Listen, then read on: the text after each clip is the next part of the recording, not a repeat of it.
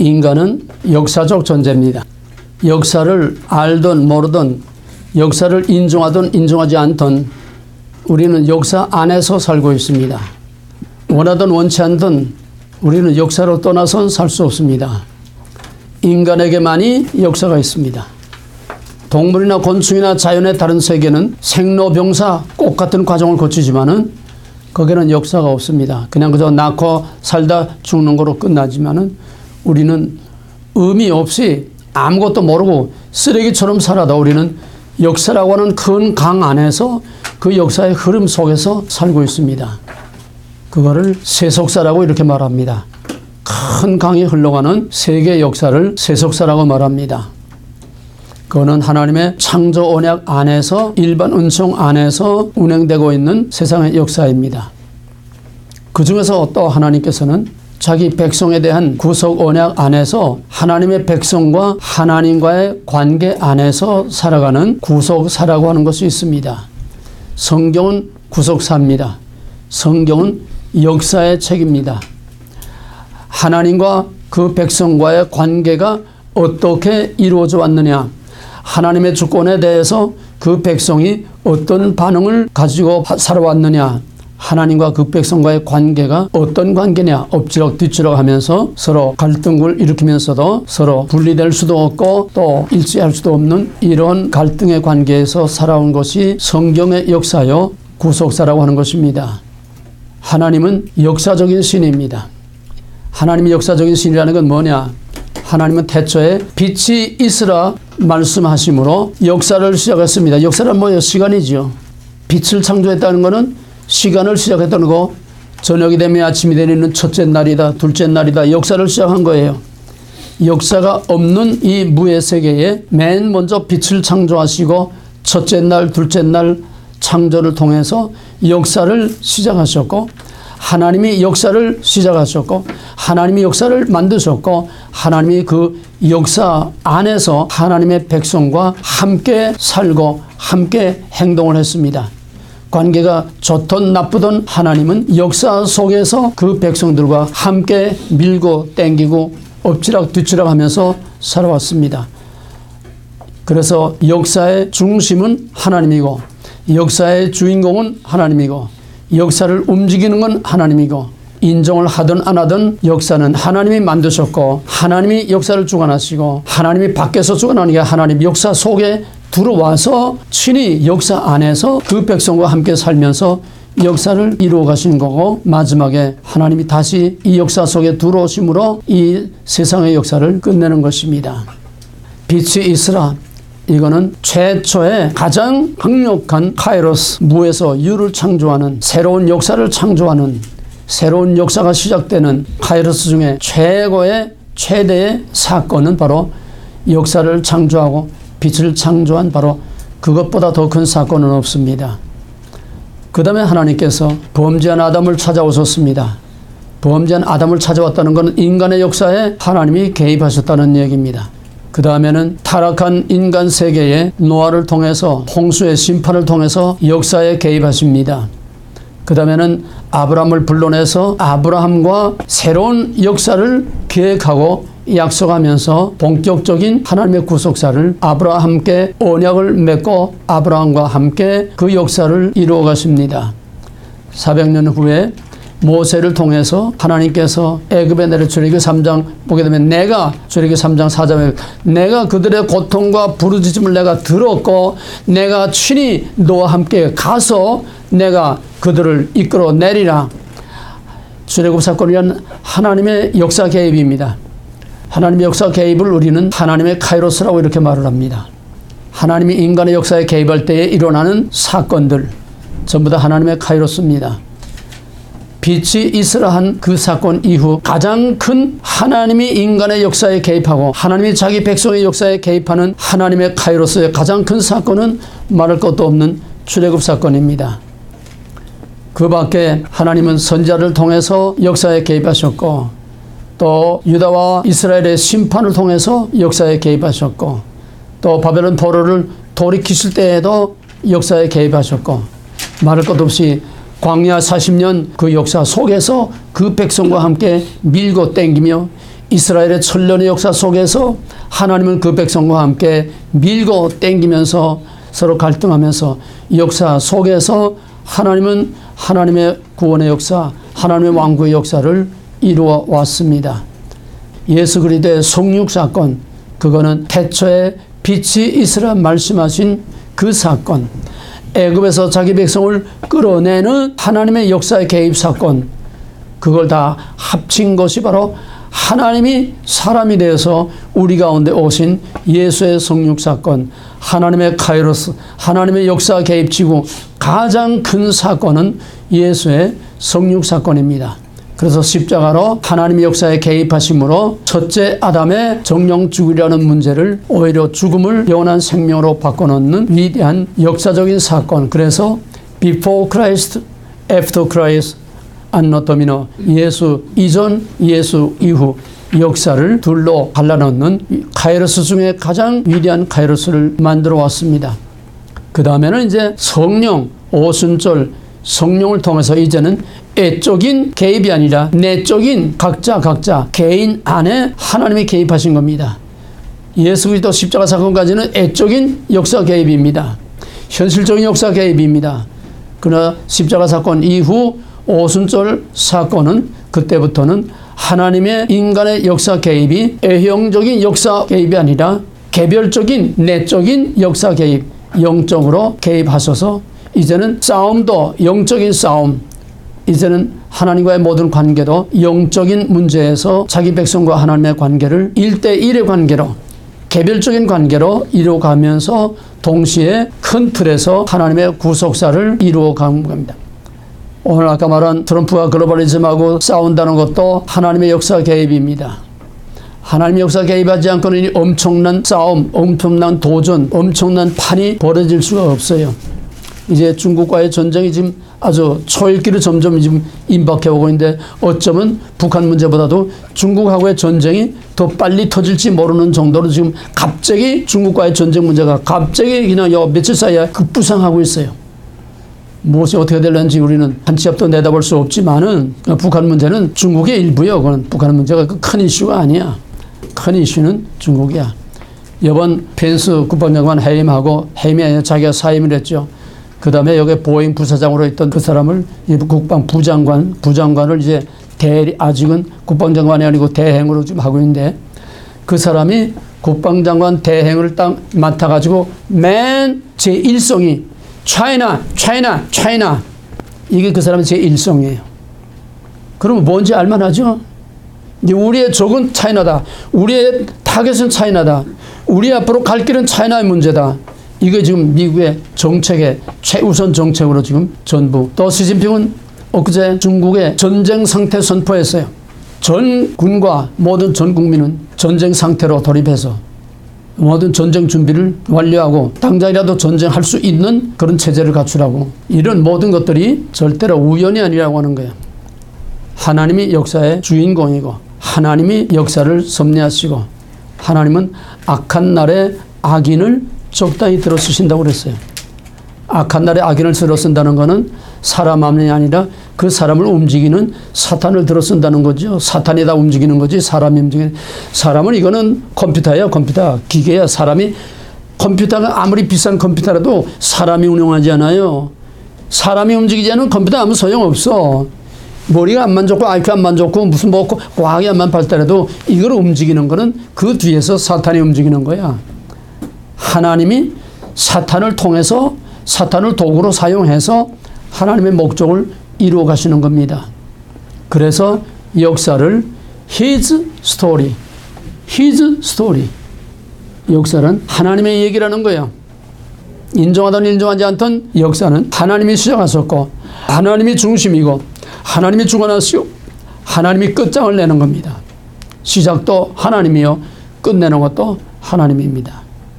그러므로 역사를 His story, 히스토리라고 하는 겁니다. 그래서 우리는 이제 모든 성경에 다 가정을 다 지나가고 이제 마지막 남은 것이 이제 예언서입니다.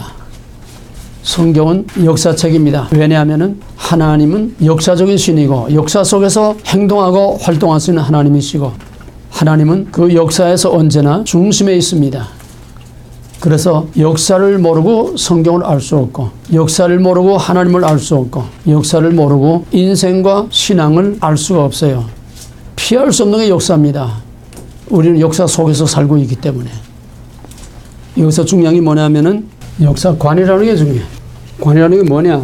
역사를 어떻게 보느냐, 어떤 전제 하에서 역사를 보느냐. 우리 해석의 원리 제일 중요한 게 대전제, 전제에 따라서 방법과 결과가 달라진다는 거예요. 역사를 보는 관점에 따라서 그 역사에 대한 해석이 달라진다는 겁니다. 그래서 어떤 역사관을 가지고 있느냐, 역사관, 역사를 보는 눈, 역사를 보는 관점, 거기에 따라서 역사를 보는 눈과 과정과 방법이 다 각각 달라지는 겁니다. 아놀드 토인비는 20세기 최고의 역사에 대해 학자라고 그러는데, 아놀드 토인비는 역사는 도전과 응전이라고 그랬습니다. 도전과 응전. 역사는 끊임없이 한 문명이 일어나서 도전을 하면은 다른 문명의 그 도전에 어떻게 응전을 하느냐. 거기에 따라서 바로 응답을 하지 못하고 바로 대응하지 못하면은 그 문명은 소멸되는 것이고, 그 역사의 도전에 올바로 응전하게 되면은 거기서 새로운 역사를 창출해낸다는 것, 도전과 응전의 원리로 역사를 보았습니다. 그 다음에 또 하나는 역사를 인생의 생로병사처럼, 역사는 새로운 역사가 태어나서 시작돼서 성장해서 늙어서 그 역사가 쇠퇴하고, 또 새로운 역사가 또 일어나서 그 문명이 성장하고 방송했다가 늙어서 그 문명이 또 쇠퇴하고, 인간의 생로병사 돌아가듯이 역사가 계속 생성되고 성장하고 쇠퇴하고 소멸되고 또 생성하고. 역사관은 몇 가지? 두 가지. 뭐뭐? 직선론적 역사관, 순환론적. 순환론적 역사관이란 뭐예요? 돌고 도는 끝이 없어요. 직선론적 역사관은 시작과 끝이 있어요. 시작과 끝이 있는 거. 그러면은 토인비의 역사관은 무슨 역사관일까? 순환론. 돌고 도니까 순환론이지. 생로병사 돌고. 그건 세속적 역사관이니까 순환론적 역사관일 수밖에 없어요. 그 다음에 또 부수적으로 또 하나, 토인비는 역사는 소수의 엘리트에 의해서 만들어져 나가는 거다. 나머지는 그냥 다 얹혀서 넘어가는 거야. 소수의 엘리트에 의해서. 지금 세계를 움직이는 것이 트럼프의 최측근 몇 사람의 엘리트에 의해서 세계 역사가 움직이는 거 아니야? FRB의 그 몇 사람에 의해서 세계 경제가 춤을 추는 거 아니야? 어차피 역사는 역사의 기선을 잡고 나가는, 맨 앞에서 역사의 이니셔티브를 쥐고 나가는 소수의 엘리트들에 의해서 역사는 만들어져 가고 있다. 나머지는 저보다 쓰레기로 그냥 그저 덤으로 다 얹혀 넘어가는 거야. 이게 토인비가 보는 역사관입니다. 칼 막스는 역사를 어떻게 봤느냐? 칼 막스는 소위 유물사관이라고 하는 겁니다. 유물사관. 칼 막스는 역사를 물질을 중심으로 해서 봤습니다. 유물사관. 이건 뭐 힘든 얘기니까 힘들게 말할 수 없고, 예를 들면은 칼 막스가 본 유물사관이 뭐냐면은 고대 사회주의, 아주 고대 사회는 내 거 없었다는 거야. 그 다음에는 이제 노예제도 시대, 그 다음에 중세 봉건주의 시대, 그 다음에 근세 와서는 자본주의, 민주주의 아니라 자본주의, 그 다음에는 사회주의 시대가 돼가지고, 그 다음에 마지막에는 공산주의라고 하는 유토피아가 온다는 거예요. 낙관론입니다. 역사의 진화론이에요. 역사가 점점 이렇게 발전돼서 마지막에는 공산주의가 돼서 지상 낙원이 된다는 겁니다. 그 다음에 그걸 더 구체적으로 말하면은 칼 막스는 오직 경제로 봤어요. 경제. 역사를 물질, 경제. 다시 말하면 생산수단과 생산의 양, 생산과 분배지기니. 그러면 생산수단이라는 거는 자본주의 사회에서는 자본주의야. 자본주. 공장을 가지고 생산수단을 가지고 있는 자본주의야. 생산수단을 가지고 있는 사람과 생산수단을 가지고 있지 못한 사람, 노동자죠. 그러니까 자본주와 노동자라고 하는 두 계급이 영원히 하나가 될 수 없고, 이 두 계급은 서로가 투쟁을 하면서 싸우는 계급 투쟁. 이게 공산주의 이론입니다. 그 이상은 전개 안 하겠어요, 역사에? 그래서 결국은 무슨 얘기냐? 역사라는 거는 다른 게 아니고 얼마나 생산을 하고 얼마나 소득을 공평하게 분배를 하느냐. 이 돈의 문제라는 거예요. 경제 문제라는 게 생산과 경제 문제라는 거예요. 근데 그 이론이 처음부터 새빨간 거짓말이라는 것이 온 세계로 증명이 됐습니다. 왜? 공산주의 사회에서는 생산성이 안 올라서 경제가 결국 다 파탄돼서 다 망한 거예요. 구소련도 그렇고. 그러니까 중국이 거기서 깨달은 겁니다. 등서평이 세계의 맨 밑바닥으로 돌던 북한보다도 못 살던 남한이 그냥 오물오물 하다 보니까 그냥 막 올라가. 그냥 유럽권으로 그냥 막 올라가. 그러니까 등서평이 눈이 번쩍한 거야. 사회주의는 폐쇄사회 아닙니까? 공산주의는 폐쇄사회야. 이념을 가지고 그냥 강압적으로 통치하는 독재 폐쇄인데 등서평이 모기 몇 마리 들어오는 게 무서워서 창문을 닫아놓을 수는 없다. 자본주의의 부패와 타락이 들어와도 우선 배부르고 잘 먹고 살아야 되겠다. 그걸 감수하지 않고는 이대로는 못 간다. 그래가지고 등서평이 박정희 모델을 따가지고 오늘 저렇게 정치는 사회주의, 경제는 자본주의. 이게 참 같이 갈 수 없는 두 개가 같이 가는 거야 지금.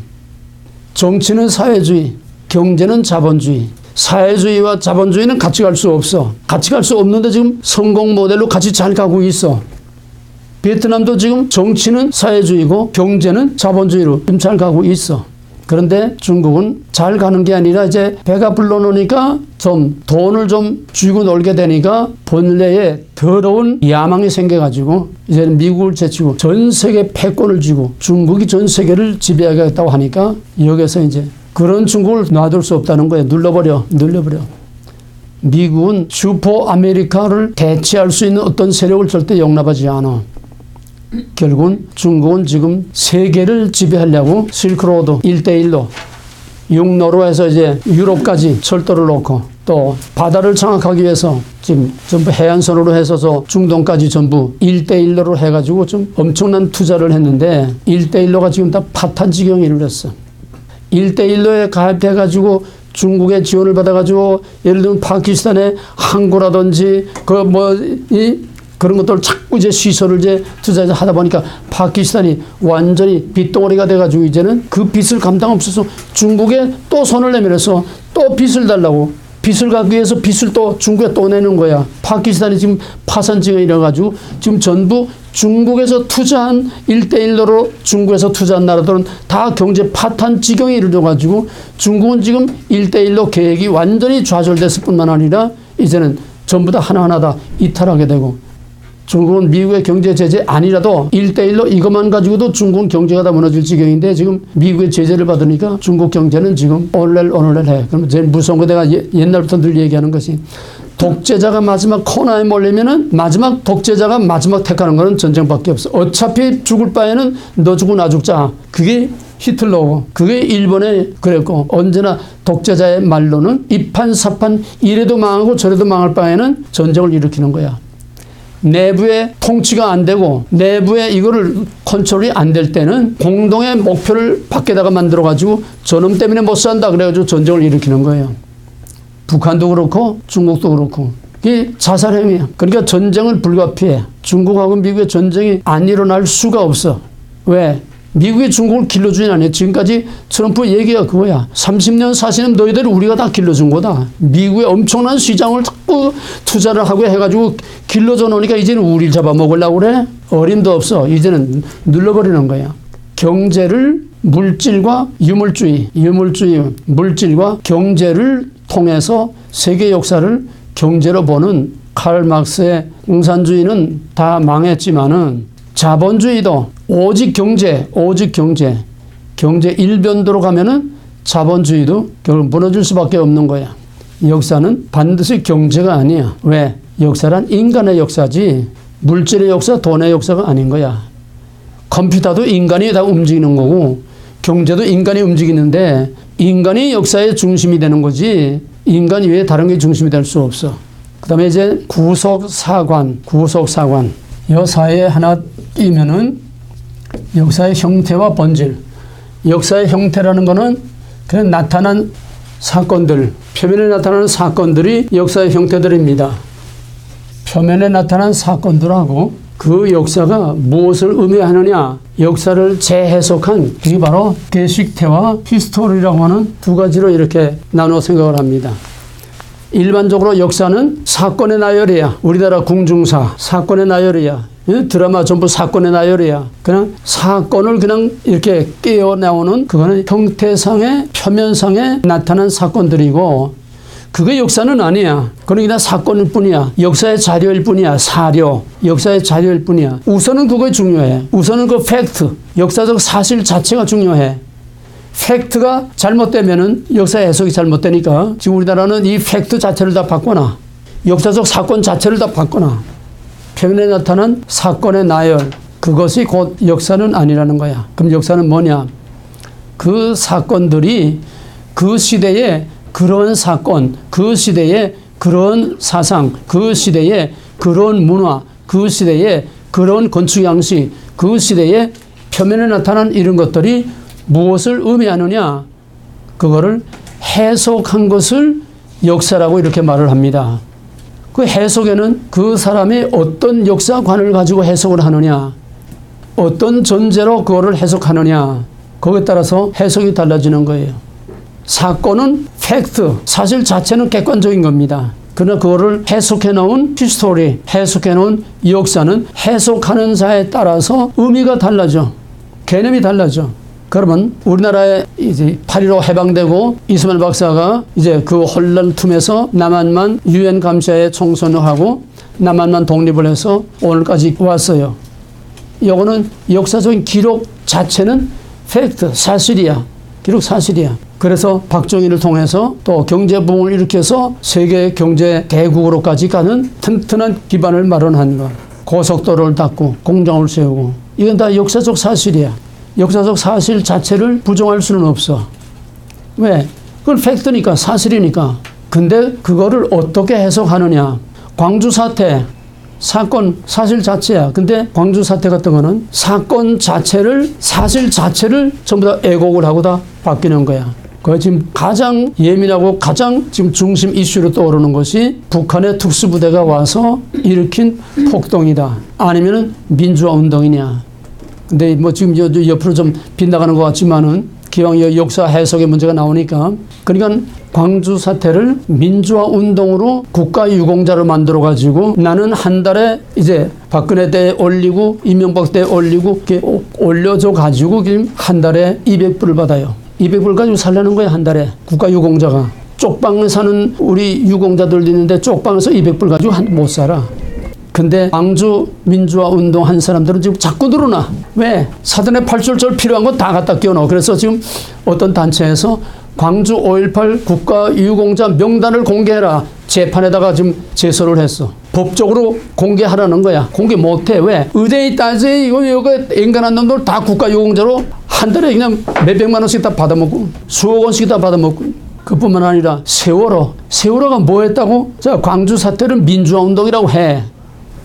그러면 세월호는 뭘 했다고? 놀러 가다가 수화여행 가다가 당했는데 그걸 가지고서 뭐 8억 내지 12억까지 한 가구당 이 말이 돼? 그래서 우리나라에서 영웅기장이라는 걸 우리 국가유공자들의 6.25 국가유공자들의 영웅기장이라는 거 훈장을 하나씩 다 줬어요. 코어말에서 그걸 영상관에서 나와가지고 그걸 이제 수여식을 하는데 내가 회장이니까 나가서 얘기하면서 광주 폭도들에게 수억 원씩 세월호 유가족에게 8억 내지 12억씩 주면서 이 빈 깡통 하나 주고 나라를 위해서 목숨을 바치고 4년 어는 목숨 바치고 싸운 국가유공자들에게 이 빈 깡통이 이게 무슨 의미가 있어? 얘 내 돈 줬어.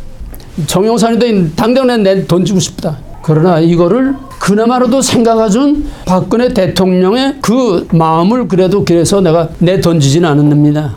세상에 이렇게 역사를 어떻게 보느냐에 따라서 이렇게 판이 달라진다는 거야. 이해가 되겠어요?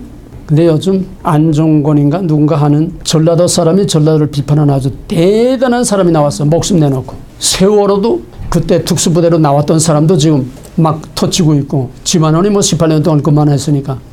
근데 그 사람 얘기가 옛날에 2.12 폭발 사건이 있었으면 2.12 역폭발 사건 저희들이 다 했다는 거예요. 세월호 저희들이 다 했다는 거예요. 광주 폭동 저희들이 다 했다는 거예요. 광주 폭동은 북한의 특수부대들이 나와서 도청 지하실에서 북한 특수부대가 총지휘를 했다는 거야. 사실을 다 터쳐놔. 지금 난리가 나. 자기를 고소하라는 거야. 법정에서 내가 공개적으로 다 터치겠다는 거야. 사실을 다 밝히겠다는 거야. 이게 무슨 얘기야? 우리나라 역사가 완전히 지금 애곡이 되고 있다는 얘기입니다. 사실은 사실대로 놔둬야 되는데 사실을 전부 다 애곡을 시켜서 폭동을 민주화 운동으로 하고 놀러 가던 그거를 국가유공자로 만들어가지고 세월호 유가족들에 주는 베네픽은 내가 여기서 다 나열 한 11가지, 한 10대까지가 되는데 자자손손에 대학 다 공부시키고 뭐 입에 담을 수가 없어. 대학 입학도 특계 입학이고 세계에 그런 법이 있을 수가 없어. 역사를 어떻게 해석하고 어떻게 보느냐에 따라서 세상이 이렇게 달라지는 거다. 뭐 바깥 얘기 그런 얘기 끝도 안 돋는 얘기야. 성경도 그래. 성경의 역사를 어떻게 보느냐에 따라서 바로 그 율법을 가지고 율법이신 예수를 죽였어요, 유대인들이. 그 성경을 가지고 기독교를 지금 말살시키려고 하고 있어. 그 성경을 가지고 인류를 5억만 남겨놓고 다 죽인다고 그래. 저희들은 성경대로 한다는 얘기야. 문자대로니까. 내가 지금까지는 핏값을 갚지 않았지만은 이제는 내가 핏값을 갚으리라. 요엘서 3장 18절에 있는 말씀. 무슨 거야? 하나님이 핏값을 갚는 거야. 저희들이 하는 게 아니야.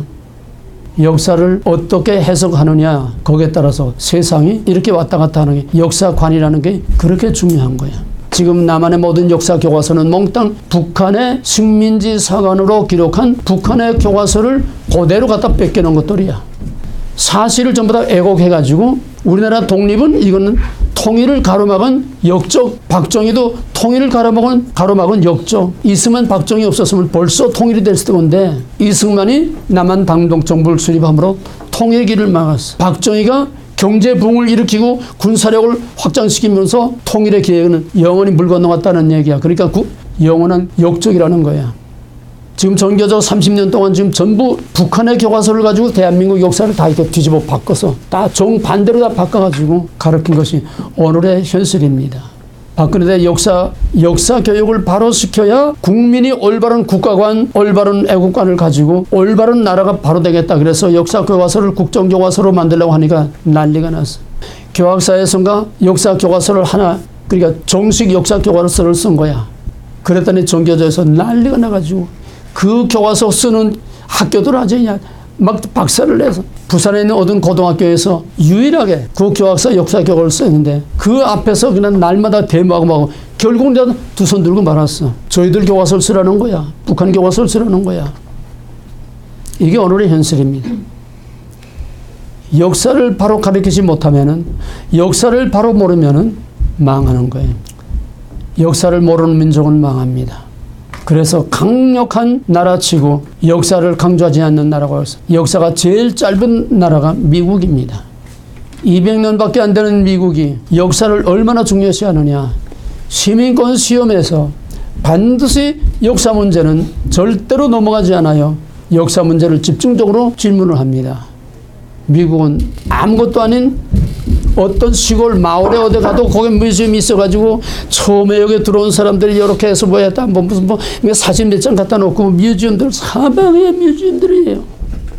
가보면은 별거 아니 웃겨. 뭐 사진 몇 장, 뭐 무슨 새, 뭐 무슨 식물 몇 개 사진 갖다 놓고 뮤지엄이래. 저희들은 그거를 그렇게 소중히 여기는 겁니다. 세계에서 가장 강한 민족이 어느 민족입니까?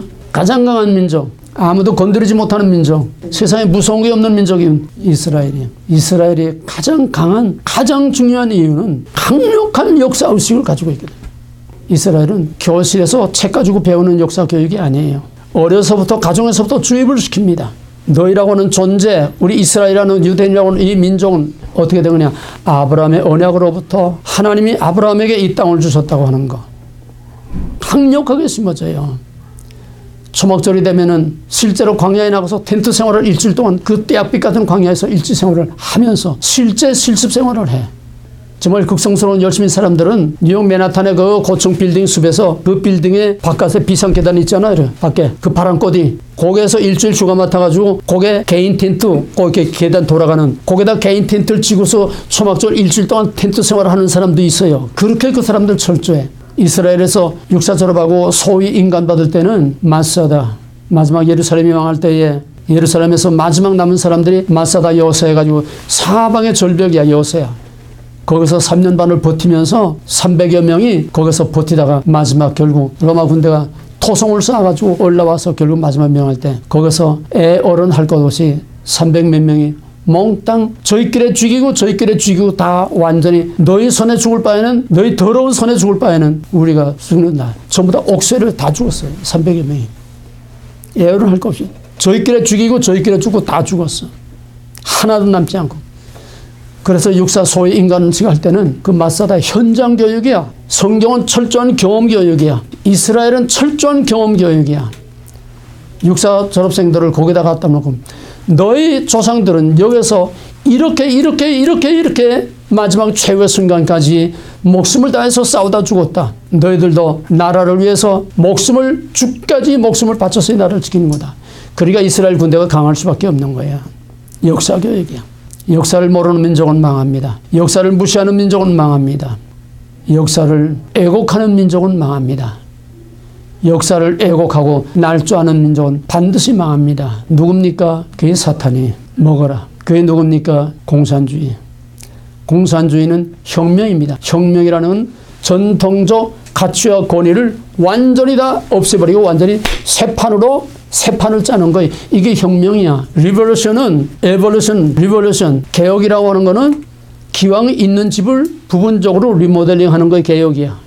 혁명이라고 하는 거는 그 집을 다 헐어버리고 딴 집을 거기다 짓는 게 혁명입니다. 우리는 종교개혁 하는데 그 종교개혁이 아니야. 그러면 개들이 그냥 놔두고 부분적으로만 조금 바꿨다는 얘기야. 우리 자신들의 모욕적인 얘기야.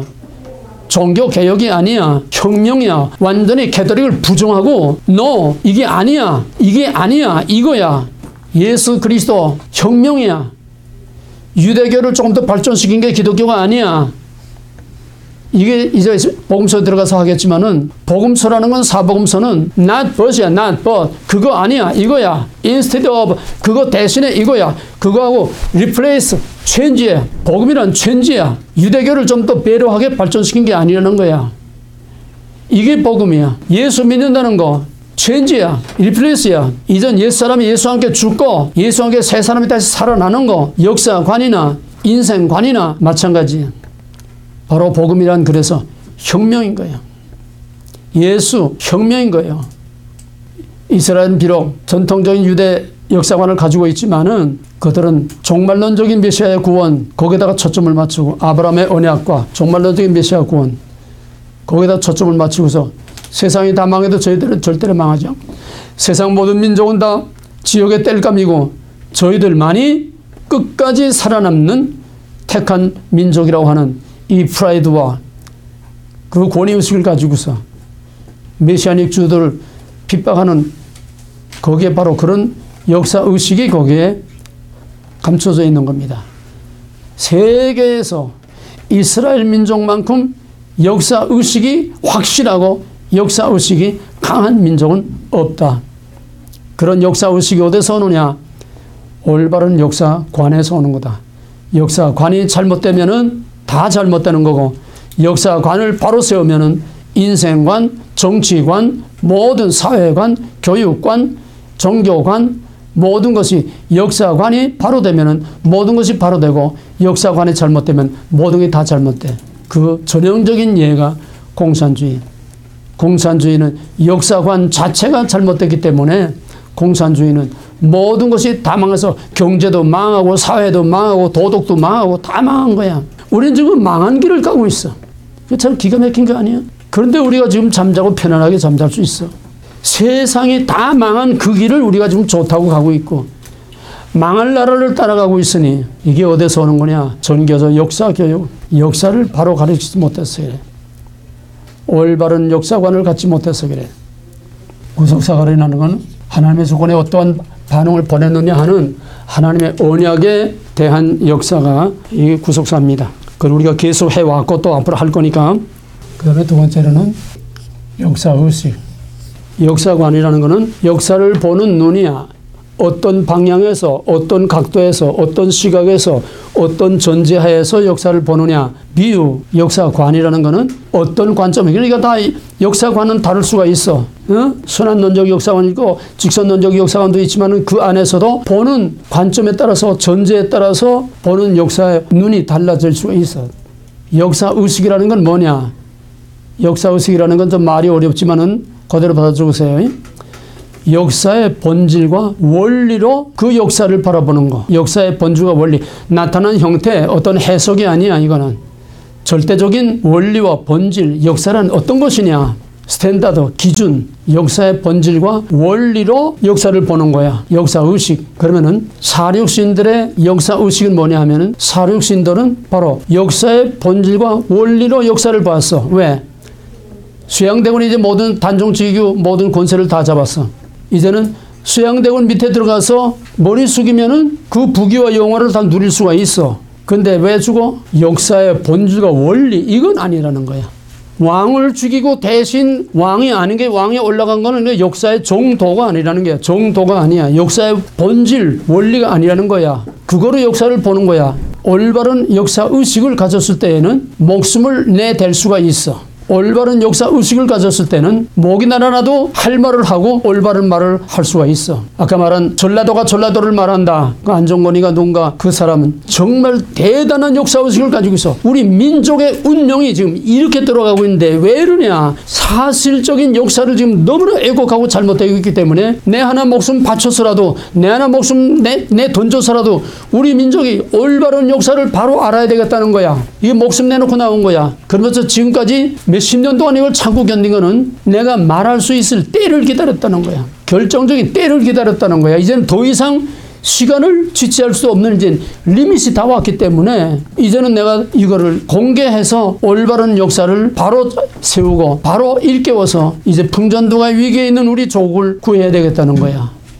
대단한 사람이야. 정말 선지자 같은 사람이야. 이거 어디서 오느냐? 역사의식이야. 그걸 역사의식이라고 그래. 역사의 본질과 원리, 기본을 가지고 역사를 보니까 이게 아니라는 거야. 남들이 말하는 역사, 해석된 역사, 교육하는 역사, 그게 아니라 올바른 역사의 본질과 원리를 가지고 보니까 이게 아니라는 거야. 왜 우리가 역사의식을 공부하느냐? 예언서로 들어가기 전에 역사의식을 모르고는 예언서를 이해할 수 없고 예언자들을 이해할 수가 없어.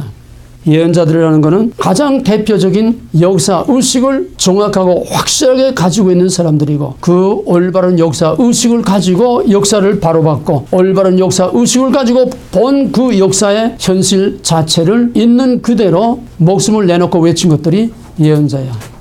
그러면 예언자들의 역사의식이란 뭘까? 역사의식이란 뭐라고? 역사의 본질과 원리로 그 역사를 예언자들의 역사의 본질과 원리는 뭘까? 신명기 사관. 신명기 사관이야. 이건 예언자가 해석하는 게 아니야. 원리야. 본질이야. 지키면 복, 버리면 벌, 돌이키면 구원. 이게 철저한 예언자들의 역사의식입니다. 예언자들에게 역사의식이 없는 건 가짜예요. 그러니까 유다가 망할 때에 하나나를 비롯한 거짓 선자들이 1차 포로, 2차 포로 왕까지 다 사로잡혀갔는데 예레미야가 이젠 너희들이 빨리 돌이키지 않으면은 이젠 3차로 바벨론 군대가 예루살렘을 1년 반, 2년 가까이 포위하고 있는데 빨리 항복하지 않으면은 너희들이 소토와 같이 다 멸망을 하고 이방에 끌려가서 70년 동안 포로 생활을 해야 된다. 저놈 죽여라. 쇠하라. 입 닥쳐. 계속 거짓 선자들이 저 가짜 말을 믿지 마라. 그러면 가짜가 진짜 행세를 하면서 만군의 여호와의 말이니라. 여호와께서 이렇게 말씀하셨느니라. 예레미야 23장 보게 되면은 저놈들은 내가 말하지 않았어도 내가 말했다고 하고 내가 보내지 아니했어도 내가 보냈다고 내 이름을 팔아서 내 말을 거짓말을 하면서 내 말을 도둑질하는 놈들이라고 그랬어요. 하도 괴롭히니까 예레미야가 싸우다 내가 이제 입을 다물고 이제 말을 안 하겠다. 저놈들 말해봐야 말빨이 서지도 않고 상대도 안 되는 건데 입을 다물고 말을 안 하겠다고. 입을 다물면은 속에서 불이 나고 화가 나서 입을 다물고 있을 수 없다 그래서 마지막에 화가 나서 내가 금년에 살고 죽고 살지 못하리라 하나냐를 저주를 했어. 결국 그 해를 넘기지 못하고 하나냐가 그 저주를 받고 죽었어요.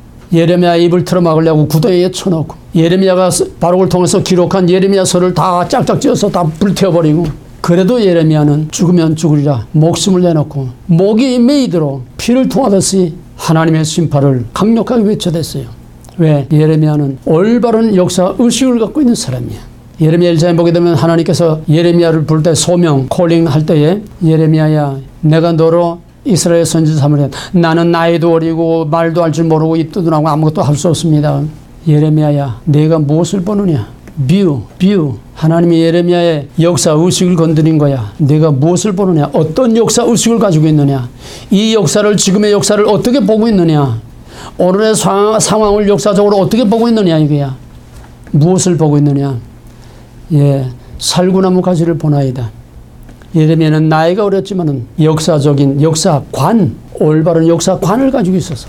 올바른 역사를 보는 눈이 있었어. 그렇기 때문에 거기서 어떻게 해야 한다고 하는 역사 의식을 갖고 있던 거야. 나이는 어렸지만 잘하였도다. 살구나무 가지가 뭐냐? 살구나무는 매화, 살구꽃은 눈 속에서 피어. 눈 속에서 눈이 이렇게 쌓이고 거기에 눈이 다 이렇게 그 나무에 눈이 다 얹혀 있는데 거기서 몽우리가 피고 봄에 온다는 걸 맨 먼저 알리는 전령이 바로 매화꽃입니다. 그건 뭐냐? 매화꽃이 피면은 봄이 가까웠다는 걸 알리는 것처럼.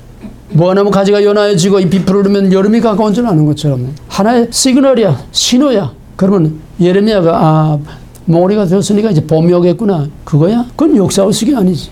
그건 역사관이 아니지. 매화꽃이 피면은 봄이 오는 걸 알리듯이 뭔가 이거는 무엇이 다가오는지 시대의 징조를 그걸 통해서 봤다는 얘기야. 잘하였다. 두 번째로 예레미야야, 내가 무엇을 보느냐? 그러면 이제 한 단계 발전되는 거야. 저 북방에서 큰 끓는 기름가마가 남쪽을 향해서 기울어지는 걸 봅니다. 뭐 더 이상 해석이 필요 없지. 북방에 끓는 가마가 남쪽으로 기울어진 건 뭡니까? 북방에서 무서운 심판이 밀고 들어온다는 얘기야. 그래서 너는 가서 외치라.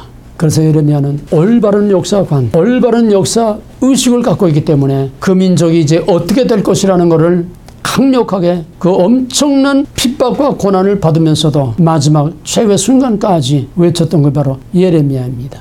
이사야는 이거보다 150년 전에 훨씬 더 이전에 북왕국 이스라엘이 망하는 걸 목도하면서 앞으로 남왕국 유다가 또 망할 것을 미리 이사야는 미리 다 내다봤어요. 먼 역사를 바라보는 멸망하는 이스라엘을 통해서 앞으로 또 똑같은 그 길을 가야 할 남왕국 유다를 바라보면서 하나님의 준엄한 심판을 예언을 했습니다. 뿐만 아니라 그 심판 후에는 어떠한 영광스러운 하나님의 구원이 돌이키면 어떠한 영광스러운 하나님의 구원이 있을 것이라고 하는 위대한 메시아의 새 시대를 바라보는 비전. 너희는 이전을 기억하지 말며 옛적을 생각하지 말라. 보라, 내가 새 길을 향하리니 감히 누구도 꿈도 꿀 수 없고 짐작도 할 수 없고 상상도 할 수 없는 바로 메시아를 통한 위대한 새로운 시대, 새로운 메시아의 왕국, 나아가서 마지막 종말의 새하늘과 새 땅에서 벌어질 위대한 하나님의 구원사의 마지막 영광스러운 대드라마를 이사야는 내다봤던 겁니다. 예레미야는 밑바닥에서, 이사야는 왕궁에서, 다니엘은 이방의 포로 중에서, 물론 하나님의 환상을 본 거지만은 앞으로 세계 강대국들이 어떻게 움직일 것이며 하나님의 구원의 역사가 어떻게 이루어질 것이라는 것을 다니엘은 바벨론과 페르시아의 왕궁에서 위대한 종말의 역사를 내다보고 예언을 한 겁니다. 성경은 다 예언이에요. 성경은 다 역사관입니다. 성경의 위대한 인물들은 다 역사 의식을 가지고 역사의 비전을 가지고 있었어요. 창세기 13장 보게 되면은 하나님께서 아브라함에게 내가 너와 내 자손을 이 땅을 내 자손에게 주리라. 그러면서 14장 14절 이하에서 너는 동서남북을 바라보라. 이 보이는 이 땅을 다 내게 주리라. 너는 종으로 행하여 보라. 이 땅을 너와 내 자손에게 주리라. 아브라함은 여기서 장차 나타날 야곱의 12아들 12기둥으로 세워질 이스라엘 왕국과 예수 그리스도를 통해서 이루어질 영적인 메시아의 왕국을 여기서 바라봤습니다. 역사적인 비전이 있었어. 역사를 보는 눈이 있었어. 바로 그 언약으로 인한 강한 역사 의식을 가지고 있었습니다. 야곱이 창세기 마지막에서 야곱이 죽을 때에 죽기 전에 요셉이 죽기 전에 이것들을 좀 축복하고 돌아가십시오. 그러고 이제 므낫세와 에브라임을 앞에 갖다 놓으니 야곱이 눈이 멀어서 앞을 보지 못하지만은 손을 어깃쳤어요. 두 아들만 본 게 아니에요. 이스라엘의 역사를 내다본 거예요. 12아들을 하나하나 축복하면서 12아들, 12기둥, 12지파를 통해서 앞으로 이루어질 위대한 다윗의 메시아 왕국, 예수 그리스도 12사도를 통해서 이루어질 영적인 메시아의 왕국, 하늘 왕국의 12보좌에 이루어질 위대한 하나님의 메시아 왕국을 내다보고 육신의 눈은 멀었어도 그는 영의 눈이 환히 열려서 하나님의 위대한 구원의 역사를 내다볼 수 있는 역사관과 역사의식을 가지고 있었어. 야곱은 그렇게 형편없는 가망이 없는 인간인데 마지막 육신의 눈이 멀물어서 그 영의 눈이 환하게 열려서 하나님의 위대한 역사의 비전을 바라볼 수 있는 하나님의 종들은 올바른 역사관과 올바른 역사의식을 가지고 있어야 돼.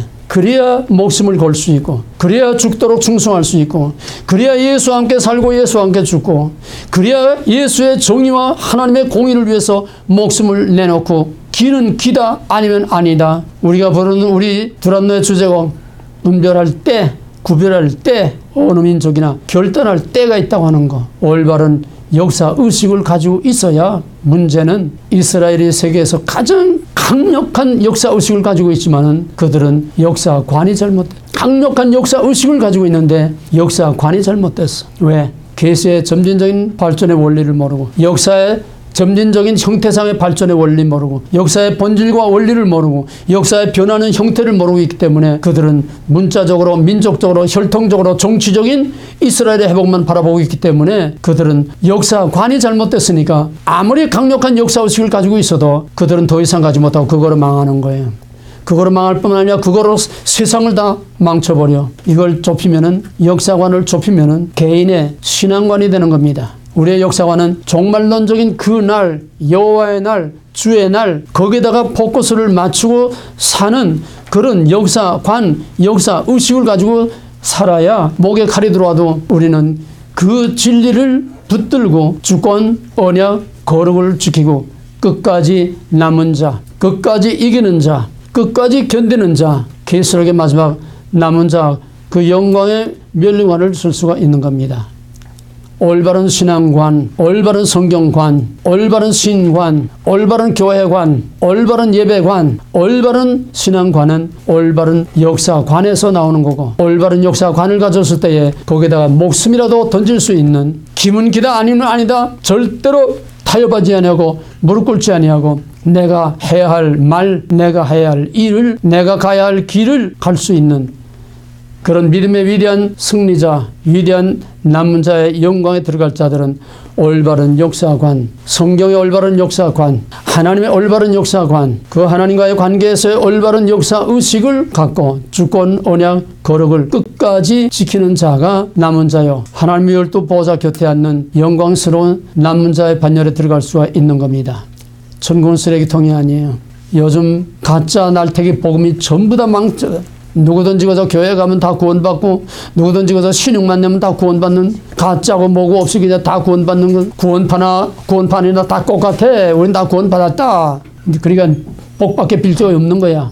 올바른 역사관, 올바른 역사의식, 거기에서 올바른 신앙관이 나오고, 올바른 신관, 올바른 성경관, 올바른 교회관. 오늘 한국이 역사 교육을 잘못 시켜서 저렇게 된 것처럼 오늘의 교회는 역사를, 성경의 역사를, 하나님의 구속사라고 하는 하나님 왕국이 어떻게 이루어져가는 그 하나님과 그 백성과의 관계 속에서, 하나님의 그 백성의 역사 속에서 밀고 땡기고 엎치락뒤치락한 이런 언약과 주권과 거룩과 역사를 목사들이 모르기 때문에 이 시대가 어디로 가고 있으며, 교회가 어디로 가고 있으며, 우리가 어디로 흘러가고 있는지 나침반 없는 봇빗불처럼 그냥 바람 부는 대로 물결 따라 이리저리 흘러가는 봇빗불 같은, 이게 표류하는 오늘의 교회의 실상이에요. 역사의식, 역사관, 분리될 수 없습니다. 이스라엘은 철저한 역사의식을 갖고 있는데 역사관이 잘못됐기 때문에 그 역사의식이 잘못되는 거예요. 우리가 예언서 들어가면서 예언자들의 역사관, 어떤 눈으로 역사를 봤느냐, 거기에 따라서 역사를 어떻게 보느냐, 신명기 사관에 의해서 올바른 역사의식을 가지고 해야 할 말을 할 수 있었다고 하는 거. 예, 이 교재 전부 다 하이라이트하고 정독을 해가지고 오시기 바랍니다. 다음 시간에 간단히 정리하고 이사야서로 들어가겠습니다.